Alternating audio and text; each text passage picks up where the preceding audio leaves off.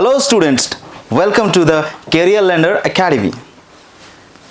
Today I will teach you the class 10th science first chapter of biology. The name is life processes.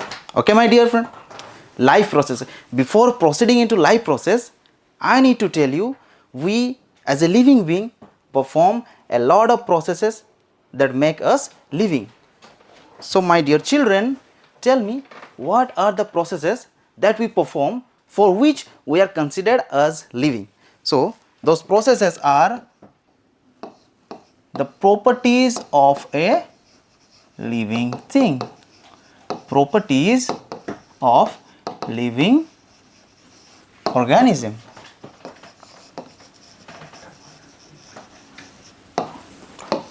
Achha.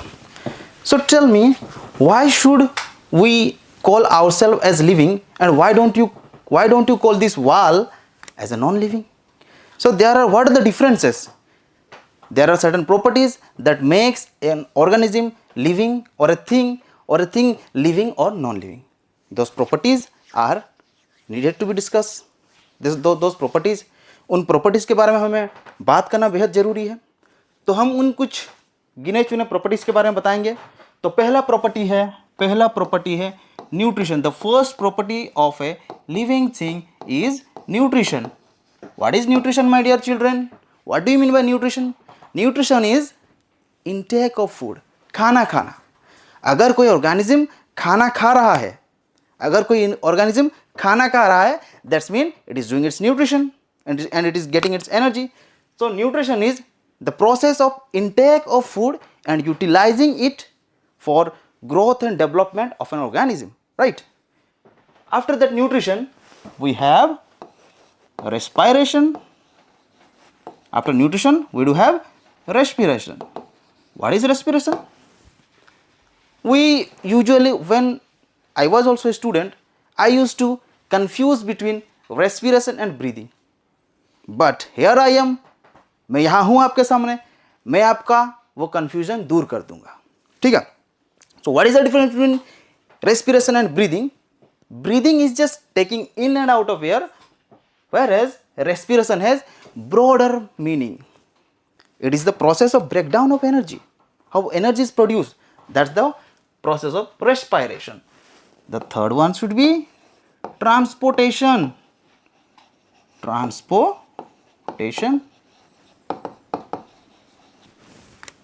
खाना बन गया, हमने खाना खा लिया, खाना हमने खा लिया, उससे हमें एनर्जी मिला. ट्रांसपोर्टेशन हो गया. Transportation means movement of food in our body from one place to another place, from one organ to another organ, right? This is called transportation. Not only in case of food but other materials also. That movement in our body is called transportation. So the next is excretion. Excretion मतलब क्या है? excretion मतलब हमारे body के अंदर nutrition गया, हमने उसे यूटिलाइज किया, उसके बाद कुछ एक्स्ट्रा चीज़ें बच गई जो कि हमारे बॉडी के लिए हानिकारक है. ठीक है? आप अपने घर में क्या गंदगी रखोगे? आपके घर के अंदर अगर गंदगी रहेगा, क्या आपको अच्छा लगेगा? नहीं लगेगा. अरे अगर घर में अच्छा नहीं लग रहा तो हमारे शरीर के अंदर अगर गंदगी रहा तो कैसा लगेगा? तो इसके लिए here the myth, the legend comes, excretion. The excretion come into rescue, और वो हमें बचा लेता है. कैसे? हमारे बॉडी से सारे गंदगी को साफ करके हमें बचा लेता है excretion. सो आपको तो इसलिए आपको शुक्रिया अदा करना चाहिए excretion का. तो अगला process, the next process should be growth. Growth is a property of a living organism. You are also once a child, then you grew up. आप एक छोटे बच्चे थे, उसके बाद आप बड़ा हुए. Now you are into class 10th. Now you know many things about this world. All the things whatever happening in the world, you know about it. Now you are able to take your own decision. But once upon a time you are also a small child. आप एक समय में आप एक छोटे बच्चे थे, आप छोटे से बड़े होते चले गए. So that is growth. So every organism grow. That is their one of their property. Another property should be movement another property should be movement. All the living organism move. All the living organism can move. तो एक सवाल आता होगा, sir पेड़ तो move नहीं करते, तो क्या वो नॉन लिविंग है? बेटा ऐसी बात नहीं है। मैं इसका सवाल, आपका ये सवाल मैं मन में रखा हूँ, मेरे को बाद में जवाब दूंगा। आपको पूरा साइंस के समझाकर आपको जवाब दूंगा कि पेड़, हालांकि वो although plants do not move, yet we consider them as living. Why? I will tell you the reason. मैं आपको उसका वजह बताऊंगा, थोड़ा सा सब्र रखिए। The next process is reproduction or multiplication. Reproduction or multiplication. What is reproduction or multiplication?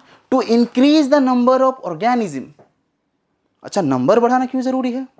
अगर हमने अपना नंबर नहीं बढ़ाया तो हम एक्सटिंक्ट हो जाएंगे, इस दुनिया से हमारा नामो निशान मिट जाएगा। We will get extinct. That's why reproduction और multiplication is very important, right? हमें अपने वंश को आगे बढ़ाना है, इसीलिए रिप्रोडक्शन बहुत जरूरी है। द अनदर प्रोसेस और अनदर प्रॉपर्टी इज रेस्पॉन्स। अब भाई रेस्पॉन्स क्या वाला है?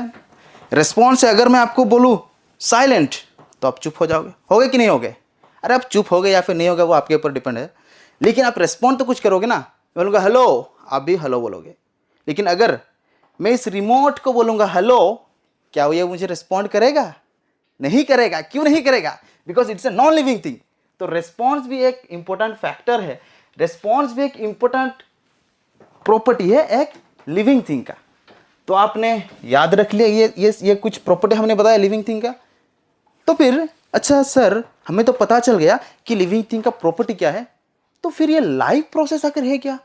लाइफ प्रोसेस आकर क्या है? चलो वो भी हम क्लियर कर देते हैं, लाइफ प्रोसेस क्या होता है। So let's dive into our main topic, that is life processes. So the life processes are the basic function. Life processes are the basic function that an organism do to sustain. जिंदा रहने के लिए हम जो basic काम करते हैं, basic process करते हैं, वही होता है लाइफ प्रोसेस। ठीक है सर, अगर मैं मोबाइल ना चलाऊं तो मैं ज़िंदा नहीं रह सकता। क्रिकेट मेरी जान है, मैं क्रिकेट ना खेलूं तो मैं ज़िंदा नहीं रह सकता। तो क्या वो लाइफ प्रोसेस होगा? नहीं बच्चों, वो लाइफ प्रोसेस नहीं है। लाइफ प्रोसेस वो सब प्रोसेसेस है, the processes which make us living, right. तो वो उन कुछ इंपॉर्टेंट गिने चुने प्रोसेस को हम समझेंगे। ऐसे प्रोसेस वो हमेशा होते रहते हैं, they bound to happen every single time. If one of them stop, then we will die instantly. So those important processes are let me write the definition of life processes. Take out your notebook and write the basic functions or processes, the basic functions performed by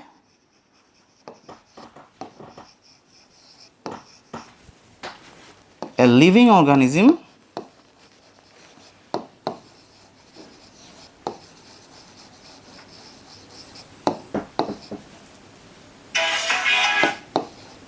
to sustain is called life process. So look carefully, here I have underlined the word sustain. यहाँ पर मैंने sustain को underline किया है। क्यों underline किया है? Why I have put so much weight on this word? Because sustain in the main word here. Sustain is the main hero here. Sustain means जिंदा रहना। जिंदा रहने के लिए जो भी हम बेसिक फंक्शंस करते हैं, those are called life processes. तो बताओ कौन कौन से हम करते हैं? सर मूवमेंट नहीं। अब मूवमेंट बिना किए भी तो हम जिंदा रह सकते हैं। आपने देखा है पेड़, वो तो मूव नहीं करता, फिर भी वो जिंदा है। आपका सवाल याद है ना? वही वाला सवाल, ठीक है। और सर रिप्रोडक्शन नहीं बेटा, बिना रिप्रोडक्शन के भी तो हम जिंदा रह सकते हैं ना। तो आप समझिए, ऐसे प्रोसेस जिनके बिना हम जिंदा ही नहीं रह सकते। So those life processes are, लिखिए, first one is nutrition, nutrition, nutrition का डेफिनेशन बताएंगे. Tell me what is the definition of nutrition. Intake of food, सिर्फ इंटेक से नहीं होता. Intake of food and utilize it in our body for our growth and development and other work as well. अगर हम खाना खाते हैं उससे हमें कुछ फायदा होता है हमारे बॉडी को, तभी वो जाकर न्यूट्रिशन कहलाएगा. You are going out having some junk food and that junk food do not have any impact on your body, I mean any positive impact on your body, like it do not help to grow you, or it do not help you to get some energy or anything else, right? So that is not a nutrition, because आप खाना तो खा लेते हो लेकिन उससे हमें कुछ फायदा भी तो होना चाहिए ना. दो चीज़ें होंगी, इंटेक ऑफ फूड एंड दूसरा यूटिलाइज. वो नहीं होता. अगर वो नहीं होता है तो नहीं होगा न्यूट्रिशन. नेक्स्ट इज खाना खा लिया, then comes respiration. It is also important. It is a life process. अगर इनमें से कोई भी नहीं चला, खत्म, tata, good bye. The next process is transportation. What is transportation? Are you writing now? Transportation means movement. Okay. The last is excretion. Oh, wait.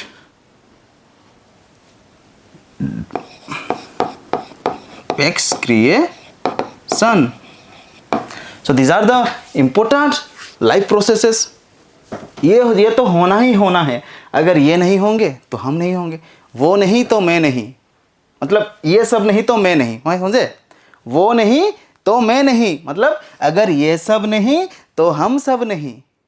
ठीक है. तो अब हम एक एक करके now we will understand one by one these life processes. The first one is nutrition.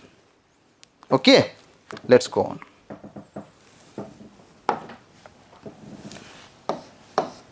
The first important, I mean all are important, but the most important or one of the most important life processes is nutrition. So what did I tell you about nutrition? Nutrition क्या है? बार बार मैं आपको बता रहा हूँ nutrition क्या है. खाना खाना और उसको utilize करना. ठीक है. Let's write the definition.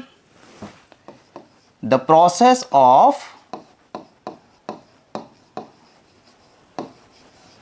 intake of food and utilizing it. अब यहाँ का मेन हीरो ये, ठीक है. utilizing it for different purposes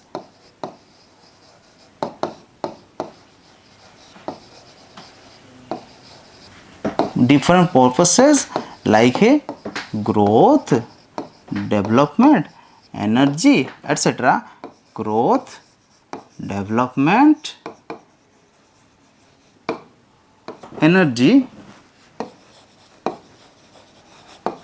etc. is called nutrition.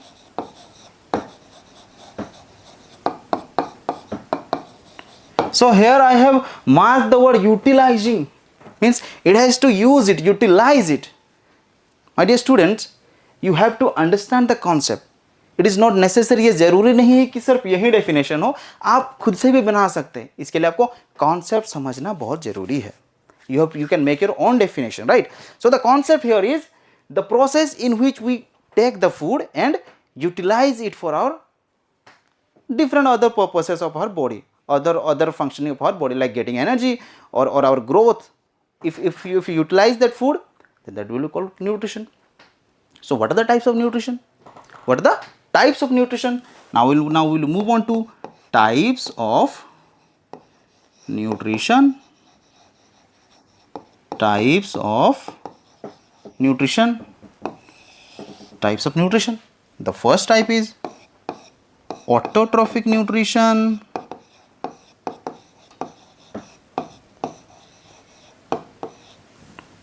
Okay, let's do one thing. Okay. Let's do one thing. Okay. I will tell you about this later. Have you written this? Now I will make a flow chart. If I will make flow chart, it will be easier for you to understand. Have you written this? Okay. Thank you. I will make a flow chart of nutrition. How nutrition works, right? The type of nutrition is mainly divided into two parts. One is autotrophic,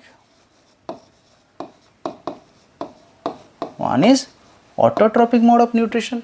Then another one is heterotrophic.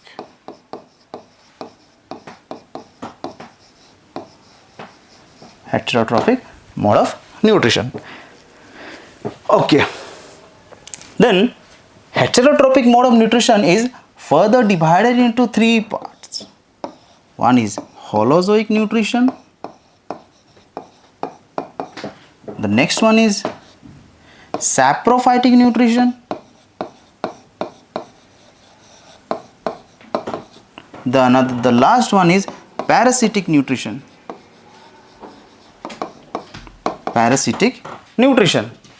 Okay. And the autotrophic nutrition is also divided into I will tell you, it is also divided into two parts. One is chemosynthesis. I mean, it is not that important, but still I am telling you, chemosynthesis. Another one is photosynthesis.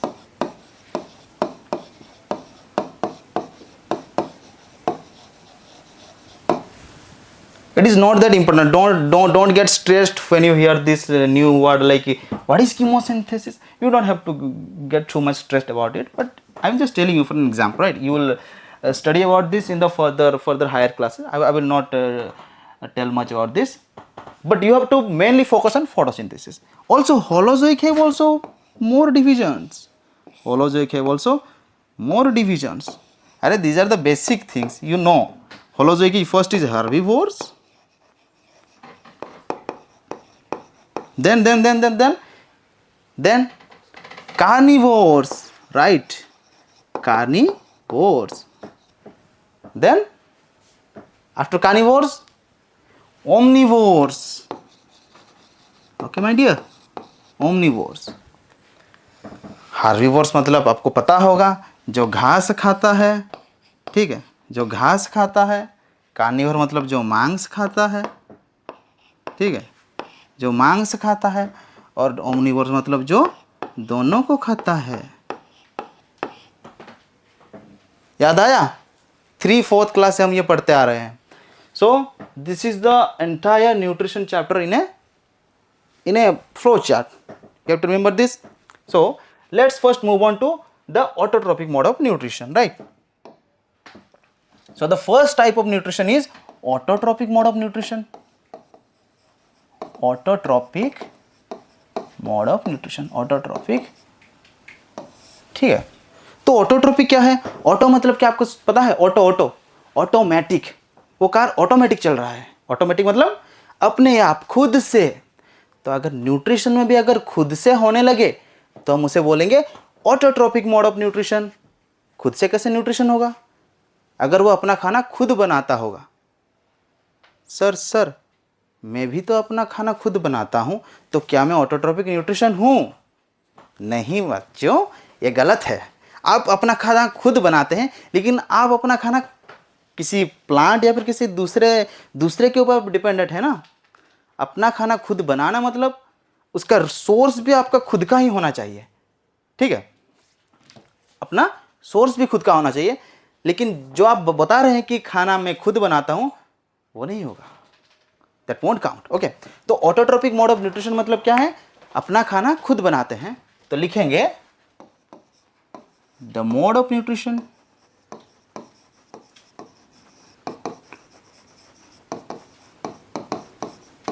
The mode of nutrition in which organism खुद का खाना खुद बनाते हैं. Organism make their own food. Make their own food. It's called autotrophic nutrition.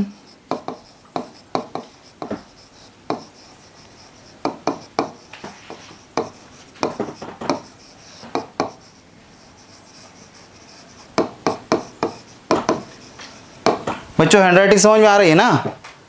कोई problem तो नहीं है ना? या फिर और कुछ सुधार किया जाए? अगर आपको वैसा कुछ लग रहा है तो आप कमेंट्स में बताना, ठीक है? तो अगर जो अच्छा ठीक है, अगर जो ऐसा ये अगर करते हैं, जो एनिमल्स ये ऑटोट्रोपिक मोड ऑफ न्यूट्रिशन को फॉलो करते हैं, उन्हें हम ऑटोट्रोप्स बोलते हैं। उन्हें हम क्या बोलेंगे? ऑटोट्रोप्स बोलेंगे। ऑटोट्रोप्स किन्हें बोलेंगे? ऑटोट्रोप हम किन्हें बोलेंगे? द ऑर्गेनिज्म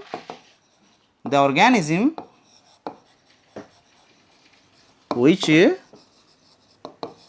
follow और autotrophic mode of nutrition.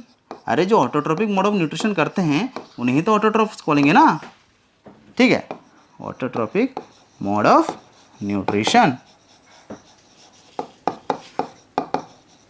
Okay, so what are the types in autotrophic mode of nutrition? अच्छा, before that I'm giving you some examples, right? Before that I'm giving you some example. Example is green plant or some algae and also some bacteria. There are bacteria, you know bacteria, unicellular organisms, and some bacteria, right? Bacteria and some that's it. Okay, written. Let's move on. So what are the type of autotrophic mode of nutrition? There are further two divisions. One of them is chemosynthesis. I will take a short we will take a short look at it. Okay, chemosynthesis means, you know, photosynthesis. Photo means sunlight. The mode of autotrophic nutrition in which sunlight, अरे basic difference यही है कि photosynthesis में sunlight use होता है, लेकिन यहाँ पर कीमो मतलब केमिकल्स यूज होते हैं, ठीक है?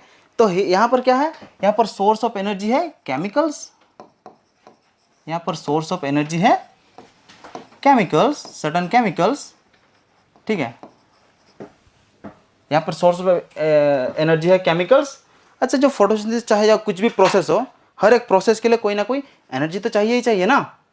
तो यहाँ पर आप देख सकते हैं कि फोटोसिंथेसिस में जैसे सनलाइट चाहिए, यहाँ पर कीमोसिंथेसिस में कुछ केमिकल्स चाहिए। तो बताओ कीमोसिंथेसिस कहाँ पर होगा? फोटोसिंथेसिस में हर ग्रीन प्लांट में, हर दूसरे प्लांट में होता रहता है। कीमोसिंथेसिस कहाँ पर होगा? मैं बता रहा हूँ आपको। कीमोसिंथेसिस उन ऑर्गेनिजम्स में होगा जहाँ पर सनलाइट पहुँचना नामुमकिन है। तो कहाँ पर होगा? डीप अंडर द सी, समुद्र के पूरा निचले स्तर पर जो ऑर्गेनिज्म रहते हैं, जो छोटे छोटे बैक्टीरिया जिन्हें आर्कियंस कहते हैं, उनके वहाँ पर होता है, क्या होता है? कीमोसिंथेसिस। और वो कौन से केमिकल यूज करते हैं? वो यूज करते हैं H2S, मतलब हाइड्रोजन सल्फाइड। इस केमिकल को वो यूज करके क्या करते हैं? वो अपना न्यूट्रिशन करते हैं। That is called chemosynthesis. इसके बारे में हमें ज़्यादा नहीं जानना था, मैं बस आपको कुछ थोड़ा बहुत बताने के लिए, कुछ नया बताने के लिए आपको बोल दिया, ठीक है? आपको इसके लेकर कोई स्ट्रेस नहीं लेना है। हम मूव करते हैं, हमारा मेन चीज़ वो है फोटोसिंथेसिस। ये हम क्लास 5 से पढ़ते आ रहे हैं, फोटोसिंथेसिस। तब हम कौन सा डेफिनेशन पढ़ते थे? तब हम कौन सा टॉपिक पढ़ते थे बच्चों? तब हम पढ़ते तो वही टॉपिक है, लेकिन हमारा डेफिनेशन क्या था? कि the process in which plant make food is called photosynthesis. But अब हमारा डेफिनेशन, जब क्योंकि हम now we are in 10th class, so our definition has also upgraded. Okay, so the definition of photosynthesis would be the process in which plant uses, what do plant use? Plant use carbon dioxide,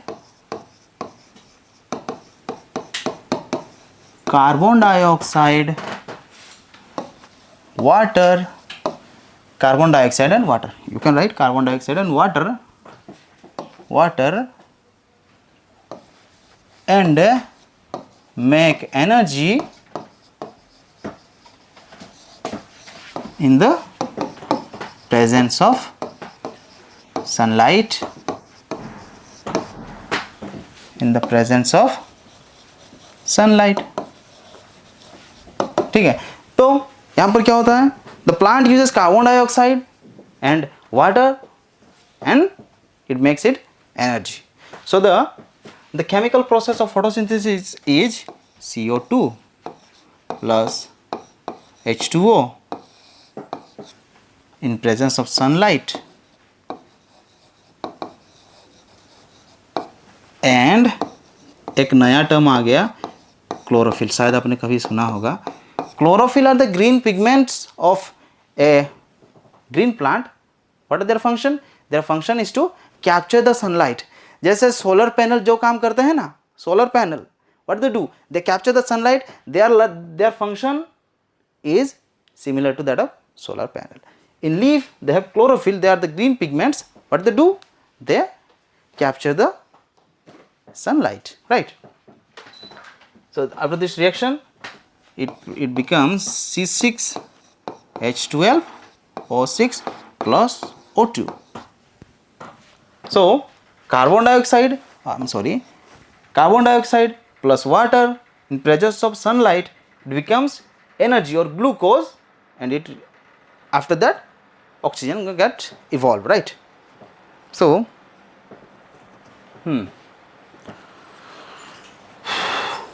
written, any questions? Oh, balancing. अरे यार, balancing. I'm looking at this here. अच्छा, और अरे I will teach you in the chemistry class ना. Why you are getting so much desperate about? I will teach you in the chemistry class. Now let's beat here. Okay, I will teach you now. I will look after that. Okay, so photosynthesis, it's all covered. So now we will look into the site of photosynthesis. Where does this photosynthesis occur? The site of photosynthesis. Actually, sorry, I was looking for duster. I'm sorry. The site of photosynthesis. Site of photosynthesis. यानी कहाँ पर होता है ये photosynthesis? ये जो photosynthesis जो है ये होता किधर है? होता किधर है? The site of photosynthesis is chloroplast. The site of photosynthesis is chloroplast. ठीक है, क्लोरोप्लास्ट में होता है ये photosynthesis. So chloroplast is in what? Chloroplast is an organelle in plant cell. What is its function? Its function is to participate in photosynthesis. तो क्या होता है, क्लोरोप्लास्ट में होता है एक ग्रीन पिगमेंट जिसका नाम होता है क्लोरोफिल. ठीक है, तो what does this chlorophyll do? It will trap the sunlight, it will absorb the sunlight, it will attract the sunlight. Okay, it will attract the sunlight. Okay, its job is to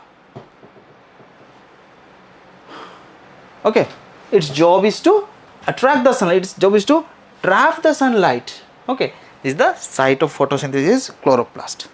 This, then next we will move on to, there is nothing more to study here. I mean, we just know what is the chloroplast and what this reaction is.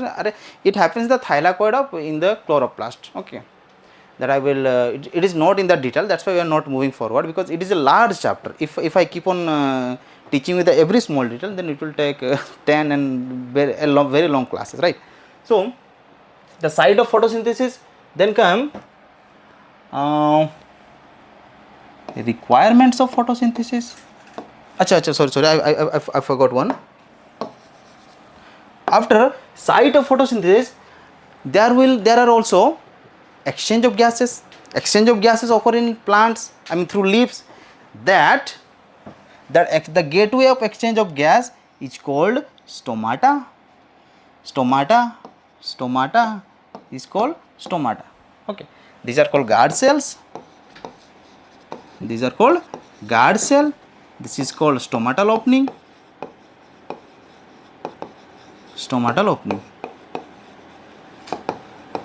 Okay, so what they do through these stomata,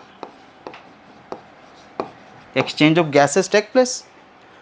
Okay, when gas enters, it opens, after that it closes, right? This is, they work as a gateway. Okay, and here we studied about stomata. Stomata is a opening in tiny pores on the surface of leaf. What they do, they act as a gateway for gases to enter. Not only gases, also water vapors. Okay, the water vapors and gases, it works, it acts as a gateway, right? After stomata, now we will move on to the requirements of photosynthesis. photosynthesis के लिए हमें चाहिए क्या? requirement of photo, आप लिख लेना, ठीक है? photosynthesis, requirement of photosynthesis, the first requirement of photosynthesis is what? sunlight. ठीक है, सनलाइट चाहिए ना, क्योंकि देखो हर एक चीज़ होने के लिए हमें कोई सोर्स ऑफ एनर्जी चाहिए, ठीक है? हमारा ये जो चल रहा है, इसके लिए भी कुछ इलेक्ट्रिकल सोर्स ऑफ एनर्जी है ना। हम इंसान चल रहे हैं, हमें भी कोई सोर्स ऑफ एनर्जी चाहिए, हमें भी खाना चाहिए, हमें भी पीना चाहिए। जैसे मैं थोड़ा पी रहा हूँ, तो देखो मुझे भी मिल गया सोर्स ऑफ एनर्जी, मेरा सोर्स ऑफ एनर्जी मिल गया मेरे को, ठीक है? तो हर एक चीज़ के लिए सोर्स ऑफ एनर्जी चाहिए ही चाहिए। Similarly our photosynthesis also need a source of energy. तो ये सोर्स ऑफ एनर्जी का काम करता है सनलाइट, लेकिन डायरेक्टली सनलाइट नहीं करता, उसको दूसरा प्रोसेस होता है, वो सनलाइट कन्वर्ट होता है केमिकल एनर्जी में, ठीक है? Sunlight, then comes chlorophyll. अब बताया हूँ आपको, I have told you before what is the function of chlorophyll. They act as a solar panel, right? It has act as a solar panel. It what do it, अरे उसको पकड़ता है उसको trap करता है, it trap the sunlight, right? It trap the sunlight, right? The function of chlorophyll is to trap sunlight, right? They are the green pigments in leaf, they trap the sunlight. The next requirement is carbon dioxide.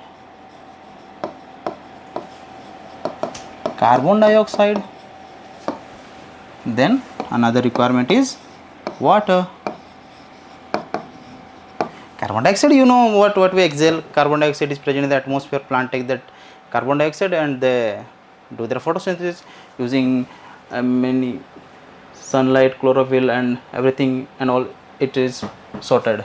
So these are the requirements of photosynthesis. So now we will study what are the steps involved in photosynthesis.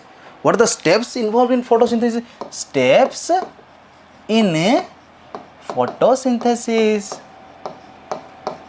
Steps in photosynthesis, ठीक है बच्चों? Photosynthesis में कौन कौन से steps involve होते हैं? The first step is absorption.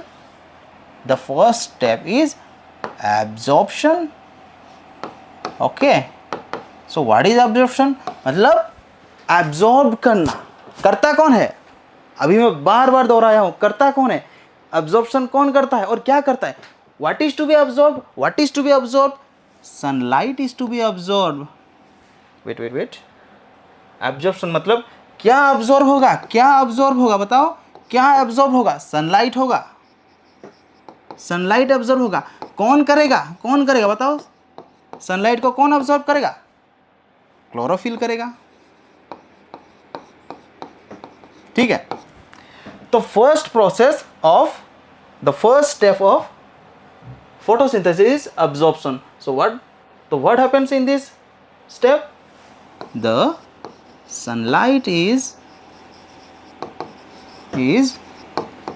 absorbed. The sunlight is absorbed by chlorophyll, ठीक है? ये इसको absorb करता है। हो गया, बस इतना ही। उसके बाद the next step is conversion. उसको ये absorb तो कर लिया, अब उसको वो convert करेगा। conversion into what? the light energy, the sunlight से तो लाइट एनर्जी मिलती है। लाइट एनर्जी को प्लांट डायरेक्टली तो यूज नहीं कर सकता, ठीक है?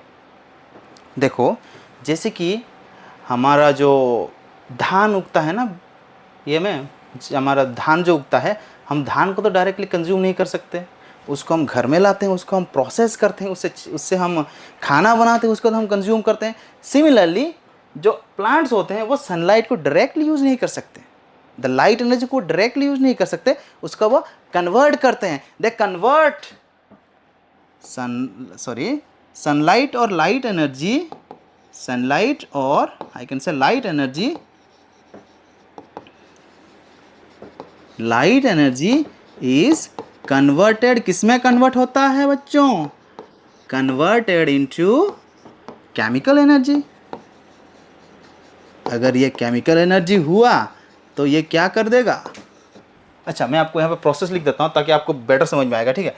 तो CO2 plus H2O give rise to C6H12O6 plus O2। दिख रहा है ना, विजुअल? तो देखिए, sunlight is converted into chemical energy. तो what happens with this chemical energy? What this chemical energy do in the second step? What it do? It means the chemical energy split water into, water means H2O, water into hydrogen and oxygen, ठीक है? तो ये जो होता है ना, ये वाला टूट जाता है हाइड्रोजन और ऑक्सीजन में, ये टूट जाता है। एक ऑक्सीजन यहाँ आ गया ना और एक हाइड्रोजन यहाँ आ गया, ठीक है? तो ये टूट जाता है, स्प्लिटिंग ऑफ वाटर हो जाता है। The third process is reduction. यहाँ पर क्या होता है? तो मतलब देखो, इसका काम छुट्टी हो गया, मतलब इनका कन्वर्जन में इसका काम तमाम हो गया। तो यहाँ पर रिडक्शन में क्या होता है? ये जो कार्बन डाइऑक्साइड था ये रिड्यूस हो जाएगा कार्बोहाइड्रेट में। What happens? Carbon dioxide is reduced to what? Carbon dioxide reduce to, अभी तो बोला था ग्लूकोज, कार्बोहाइड्रेट। अरे it can also be salt glucose, but here क्योंकि यहाँ पे कार्बन है तो सुनने में अच्छा लगेगा, तो हम बोलेंगे रिड्यूस टू कार्बोहाइड्रेट, ठीक है? ये रिड्यूस हो गया कार्बोहाइड्रेट में, ये भाई साहब हो गए, रिड्यूस हो गए कार्बोहाइड्रेट में। तो यहाँ पर फोटोसिंथेसिस में there are 3 steps, like first absorption of what? Sunlight. Who absorbs? Chlorophyll. Why? Because they need energy. हम खाना क्यों खाते हैं? हमें एनर्जी चाहिए ना, इसके लिए वो अब्जॉर्ब करता है। The next is conversion of what? Light energy into chemical energy. Why? Because splitting of water. Why do we need to split water? Because for that also, for the same purpose. अरे हर चीज़ करने के पीछे कोई ना कोई वजह तो होती है।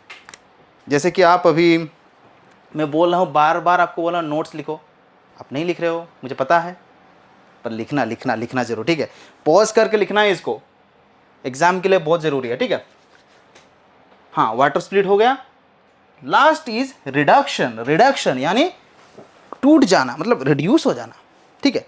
क्या रिड्यूस होता है? What is reduced? Carbon dioxide into what? Carbohydrate. बस यही तो बात है। तो हमने फोटोसिंथेसिस पढ़ लिया, ठीक है बच्चों? क्लास को ऑल नंबर नहीं करते। आई होप आपको समझ में आया। अगर समझ में आया, मज़ा आया, तो आप थोड़ा लाइक कमेंट थोड़ा कर देंगे। और अगर कोई चीज़ आपको समझ में नहीं आया, कमेंट सेक्शन खुला है आपके लिए, बता देंगे। अगर कुछ चीज़ें आपको अच्छी नहीं लगी, मतलब आपको चाहिए कुछ इम्प्रूव हो, तो आप बताएंगे। I am open to your recommendation. मैं आपका साथी हूँ, मैं आपका टीचर हूँ, मैं आपका सब कुछ हूँ, ठीक है? आप मुझे अपना साथ दीजिएगा, ठीक है? ताकि हम मिलकर ग्रो कर सके। अगर हम मिलकर पढ़ेंगे तो हो जाएगा ना, ठीक है? तब तक के लिए आप सभी को बाय बाय और कीप लर्निंग।